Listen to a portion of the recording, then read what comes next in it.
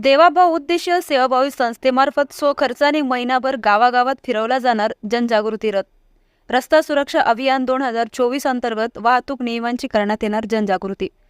जालना जिल्ह्यातील उपप्रादेशिक परिवहन कार्यालय जालना आणि देवा बहुउद्देशीय सेवाभावी संस्थेतर्फे 15 जानेवारी ते 14 फेब्रुवारी 2024 या कालावधीत रस्ता सुरक्षा अभियानाअंतर्गत जनजागृती मोहीम राबवण्यात येते।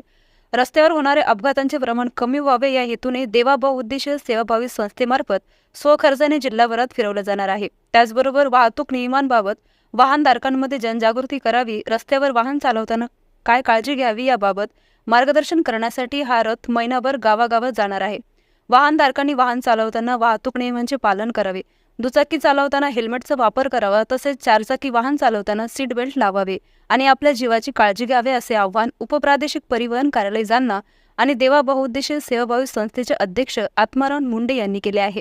दरम्यान जिल्ह्यात रस्ता सुरक्षा अभियानाअंतर्गत उपप्रादेशिक परिवहन कार्यालय जालना, जिल्हा वाहतूक शाखा व शहर वाहतूक शाखेच्या वतीने मोहीम हाती घेण्यात आली असून वाहतूक नियमांबाबत वाहनधारकात जनजागृती करण्यात येत आहे।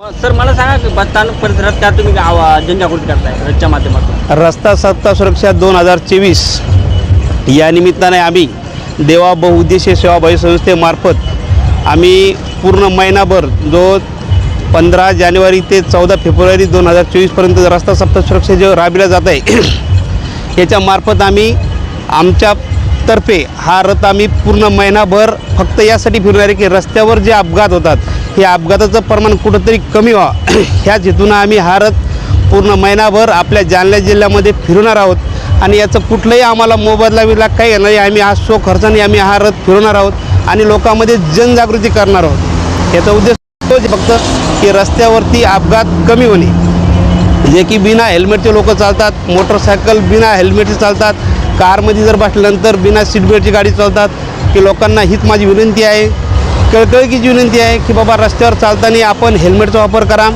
गाडी चालवताना आपण सीट बेल्टचा वापर करा, जेणेकरून आपल्यामुळं आपला परिवार या अपघातामध्ये आपण सापडणार नाही याची काळजी घ्या।